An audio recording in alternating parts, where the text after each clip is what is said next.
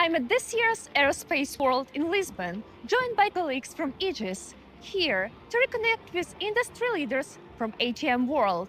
I'm Margot, and I'm excited to hear what they can share.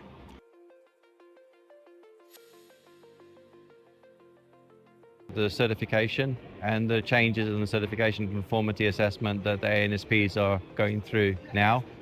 Change of delivery model from the industry suppliers and the transition to a service-oriented architecture. Innovation, ANSP is really looking to reconsider how they do perform their research and development, how to access their funding.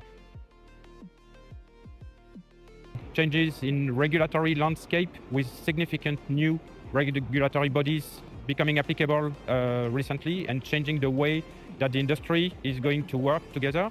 Licensing ATCO toward geographic is today limiting us from moving to cross-border operation and may not make fully sense on higher airspace when there is free route operations and trajectory-based operation.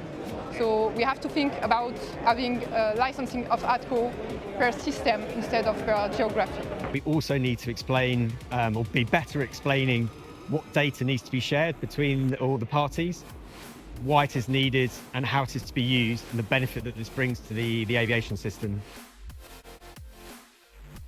We're starting to see the data-driven approach really moving from pen and paper to practice.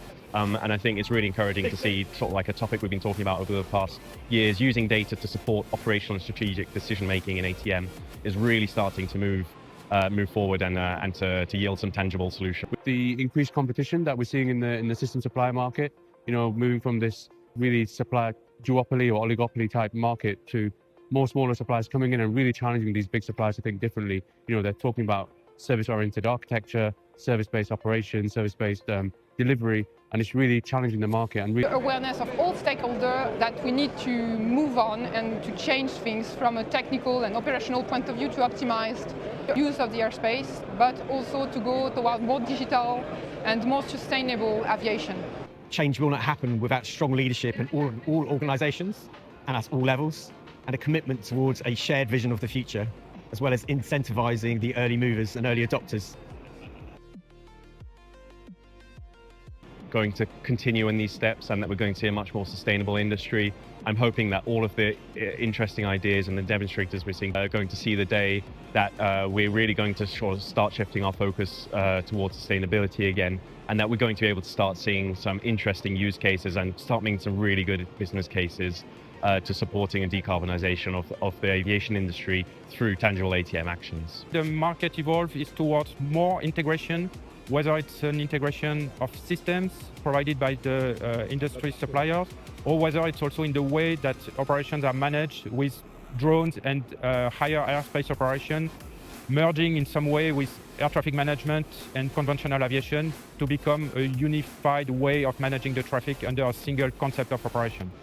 I think this big change around the way in which the certification, the conformity system especially, is going to be done. I think it's going to have a change. It'd be interesting to see whether that results in new players coming into the market as some of the specifications become a bit more or become open.